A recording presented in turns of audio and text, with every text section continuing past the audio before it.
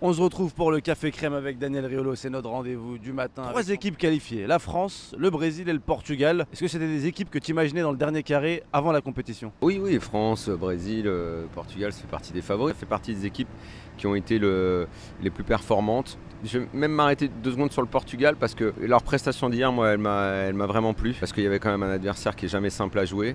S'ils ont de l'espace dans un match un peu plus ouvert, il y a quand même des atouts offensifs dans l'équipe. Il y a quand même un niveau technique largement au-dessus de la moyenne. Et c'est une équipe qui est, évidemment, je peux imaginer aller très loin. Ouais. Nasser El Khelaifi a pris la parole et cette fois-ci il monte au créneau face à la mairie de Paris.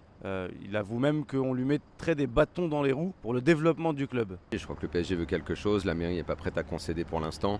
Il va y avoir une négociation et on va suivre ça. Mais honnêtement, à la place de Nasser El Khelaifi, Dieu sait que je l'ai critiqué en tant que président du PSG.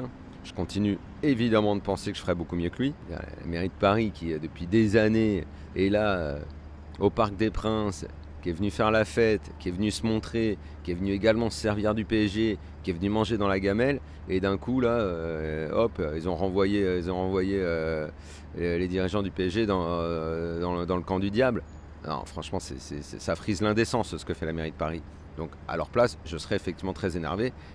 Et je comprends qu'il y ait ces tensions. Un dernier mot sur l'équipe de France qui évoluera demain, Daniel. Quand on fait un turnover qui risque d'être un peu conséquent quand même, il y aura beaucoup de joueurs qui vont être mis au repos. Qu'est-ce qu'on attend de ce genre de match? Est-ce qu'il y a des joueurs qui peuvent se révéler ou au contraire non, on veut juste garder tout le monde concerné? Je pense qu'il s'agit surtout de faire souffler certains joueurs. Il peut y avoir une ou deux retouches. On a vu un premier changement, Pavard qui a laissé sa place à Koundé, Varane qui a récupéré la sienne.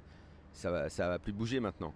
Mais si des joueurs sont forts dans ce match-là, en tout cas, dans la hiérarchie des remplaçants, ils montrent à Deschamps qu'il peut compter sur eux. Et ça, c'est important. Si je suis à la place de Deschamps, je fais tourner, je mets des remplaçants sur ce match-là, et les mecs me font un match en demi-teinte, ils sont pas taqués à 100%, là je comprends pas, je suis super énervé. Je dis attends, qu'est-ce que tu veux faire, gars? Ça va pas ou quoi?